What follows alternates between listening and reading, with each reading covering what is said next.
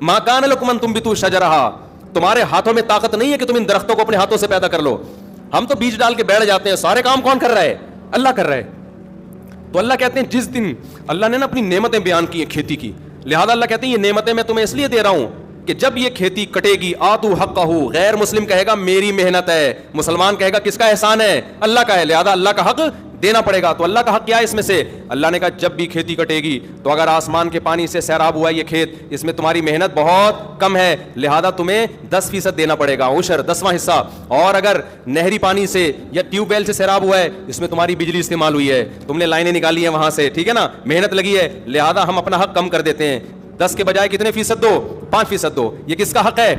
اللہ کا. اے اللہ تیرا کوئی اکاؤنٹ نمبر ہو میزان بینک میں, اسلامک بینک میں اللہ اکاؤنٹ کھلے گا نا, یا بینک اسلامی میں یا اور کوئی, تو وہ اکاؤنٹ نمبر دے دے اپنا, ہم وہاں جمع کرا دیتے ہیں. اللہ نے کہا میرا جو اکاؤنٹ ہے نا غریبوں کی جیب ہے, ٹھیک ہے نا, میں نے اپنا اکاؤنٹ کہاں کھولا ہوا ہے؟ کوئی غریب نظر آئے, پاکستانی نظر آئے نا تمہیں, جب آپ سعودی عرب جاتے ہیں نا تو وہ زکات دے دیتے ہیں, آپ صرف پاکستانی بول دو اپنے آپ کو, حقیقت ہے. ایک پاکستانی گیا عمرہ کرنے, ایک عرب نے اتنی ریالوں کی گڈی زکات کی لا کے اس کو پکڑا دی کہ یہ زکات ہے. وہ کہہ رہا ہے بھائی میں فیکٹریوں کا مالک ہوں, میں غریب نہیں ہوں.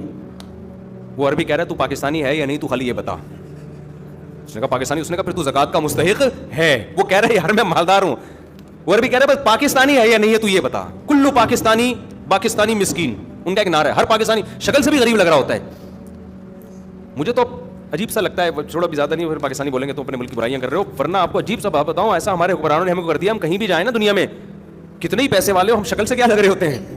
قریب ہی لگ رہے. تو ایسا ہمارا امیج دنیا کے سامنے بنا دیا ہے.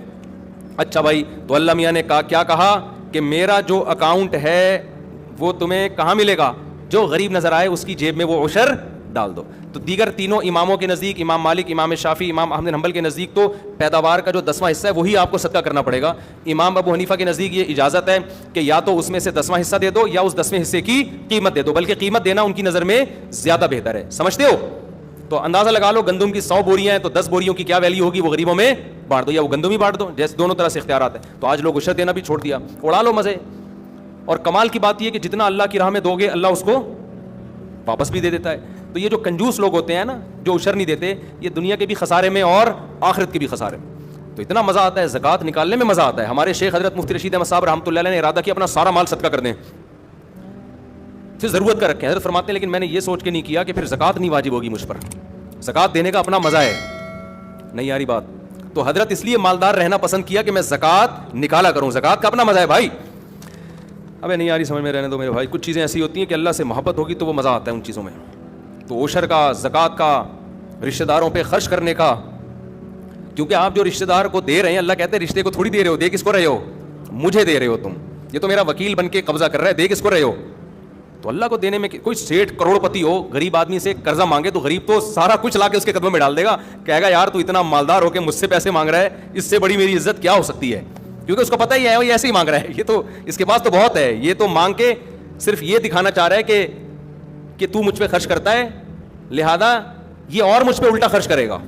اور جو اللہ والے لوگ ہیں ان کو اس سے بھی غرض نہیں ہوتی کہ اللہ ہمیں واپس دے, سمجھتے ہو نا, ان کو اس سے نہیں ہوتی کہ ہم صدقہ اس لیے کر رہے ہیں کہ اللہ ہمیں ریٹرن کرے, وہ کہتے ہیں اللہ نہ بھی کرے نا, ہمیں تو اسی میں بڑا مزہ ہے کہ اللہ ہم سے مانگ رہا ہے. تو عشر اور زکوٰۃ اور صدقات و خیرات دل کی خوشی سے کیا کرو کہ اللہ کا احسان ہے ہمارے اوپر کہ اس نے ہمیں صدقات و خیرات کا حکم دیا, کنجوس نہیں بنایا ہمیں, ورنہ گھسیٹتے رہتے ادھر سے بھی آ جائے, ادھر سے بھی آ جائے, ادھر سے بھی آ جائے, ادھر سے بھی آ جائے. حدیث میں آتا ہے اوپر والا ہاتھ اللہ کو نیچے والے ہاتھ سے پسند ہے.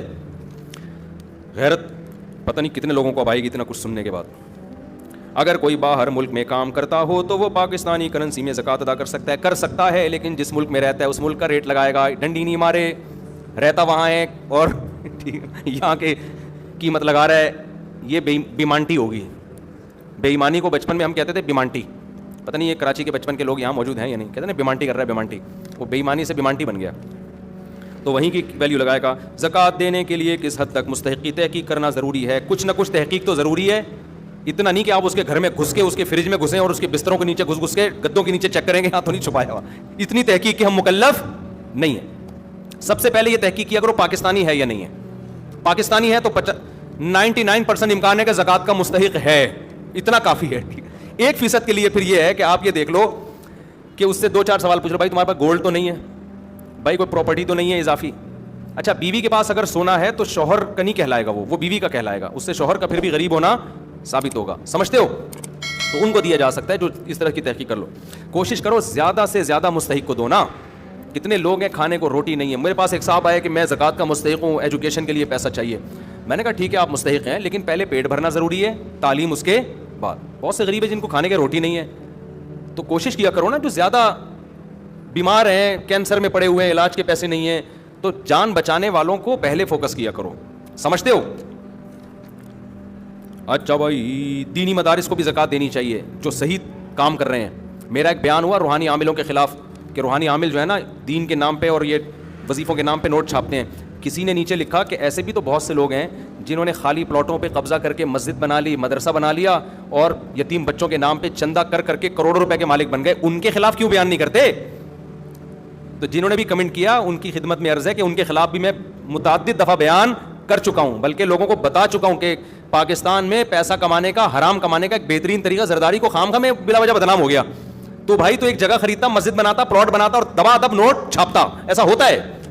اس پہ تو ہم 20 دفعہ بول چکے ہیں کہ صرف داڑھی ٹوپی دیکھ کر کبھی کسی پہ اعتماد مت کرو. ایسے لوگ ہیں پیسہ نہیں کما پاتے تھے, انہوں نے کیا کیا, کسی جگہ پہ چندہ کر کے جگہ خرید لی, 4 دیواری کھڑی کر دی, چند ادھار یتیم بچے لے لیے کسی سے کہ بھائی کسی سینٹر سے کہ 1 مہینے کے لیے آپ کے یتیم بچے مجھے ادھار چاہیے. یتیموں کے نام پہ بھی پیسہ ملتا ہے نا, ادھار چاہیے, جب پیسہ آ جائے گا تو یہ واپس کر دوں گا. کرائے پہ بھی ملتے ہیں یتیم بچے چندہ لینے کے لیے. تو آپ نے کیا کیا, چند یتیم بچے لکھ دیے, ان کے ہاتھ میں قرآن پکڑا دیا, وہ قرآن پڑھ رہے ہیں, ہل رہے ہیں, بڑا خوبصورت نورانی ماحول, لوگ آ کے دبا دب پیسہ پھینک رہے ہوتے ہیں. تو میں نہیں کہہ رہا کہ مدارس کے محتمم فراڈی ہوتے ہیں یا علماء معاذ اللہ 2 نمبر ہوتے ہیں یا مولوی 2 نمبر ہوتے ہیں. نہ 2 نمبر لوگ بھی مولویت کے لبادہ اوڑھ لیتے ہیں. 2 نمبر لوگ بھی مدرسے کے ناظم کا لیبل استعمال کر کے لوگوں سے پیسے بٹورتے ہیں.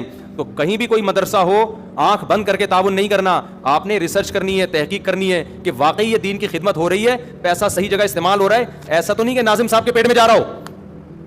اور بڑے بڑے فراڈ ہوتے ہیں پاکستان, ہم نے خود دیکھے ہیں. ایک مسجد بنا لی, مسجدیں بک رہی ہوتی ہیں, سودے ہوتے ہیں مسجدوں کے, 1 کروڑ میں بکی, 2 کروڑ میں بکی. خریدنے والے کو پتا ہے 1 کروڑ لگاؤں گا, پھر مسجد کے نام پہ جو چندہ ہوگا نا یہ پیسے ریکور. یہ باقاعدہ بزنس ہو رہا ہے, اپنی آنکھوں سے دیکھا ہے ہم نے. تو اس لیے اب یہ تو نہیں کہ مدرسوں کے ساتھ تعاون ہی چھوڑ دیں. تعاون تو ہماری اور آپ کی ذمہ داری ہے, دینی مدارس کو تو ہم نہیں چلانا ہے, لیکن طریقہ یہ ہے کہ آپ ایک دفعہ تحقیق کریں کہ ریلائبل مدرسہ ہے یا نہیں ہے, یہاں پیسہ صحیح استعمال ہوتا ہے کہ نہیں ہوتا. آنکھ بند کر کے کسی کے ساتھ تعاون نہیں کرنا. جو قابل اعتماد دینی ادارے ان کے ساتھ تعاون کریں. بنوری ٹاؤن ہے, جامعۃ الرشید ہے, دارالعلوم کرنگی ہے, بنوریا ہے, جامعہ اشرفیہ, یہ سارے بڑے بڑے اکابر, بڑے بڑے علماء ان مدارس کو چلا رہے ہیں, تو ان پہ تو پورا اعتماد. اسی طرح چھوٹے مدرسے بھی ہیں جن کے ساتھ تعاون کرنا چاہیے, لیکن پہلے ایک سروے کریں آپ جا کے کہ یہ پیسہ میرا صحیح استعمال ہو رہا ہے یا نہیں ہو رہا, ورنہ فراڈیوں کے ہاتھ چڑھ جاؤ گے آپ. بہت پیسہ اس میں, جو مذہب کے نام پہ جب حرام خوری ہوتی ہے نا تو پھر تھوڑا پیسہ نہیں آتا. اگر کسی نے زکوٰۃ ادا نہ کی ہو تو کیا پچھلے سالوں کی زکوٰۃ بھی ادا کرنی ہوگی؟ جی ہاں ادا کرنی ہوگی, بالکل. زکوٰۃ نہ دینے کی کیا وعید ہے؟ اللہ نے فرمایا جو سونا چاندی تم جمع کر کے رکھتے ہو زکوٰۃ نہیں دیتے, اسی کو پگھلا کے تمہاری پیشانیوں کو داغوں گا میں قیامت کے دن, اور کہوں گا ھذا ما کنزتم لانفسکم, یہ وہ خزانہ ہے جو تم نے اپنے لیے جمع کیا تھا. آپ کہہ سکتے ہو اللہ کرنسی کو کیسے جلائے گا, تو اللہ اس کو بھی جلا کے داغ سکتا ہے. تو جو مال جمع کر رہے ہو نا اور زکوٰۃ نہیں دے رہے, اسی کو اللہ جلا کے پیشانیوں کو داغے گا قیامت کے دن. اللہ اس عذاب سے بچائے.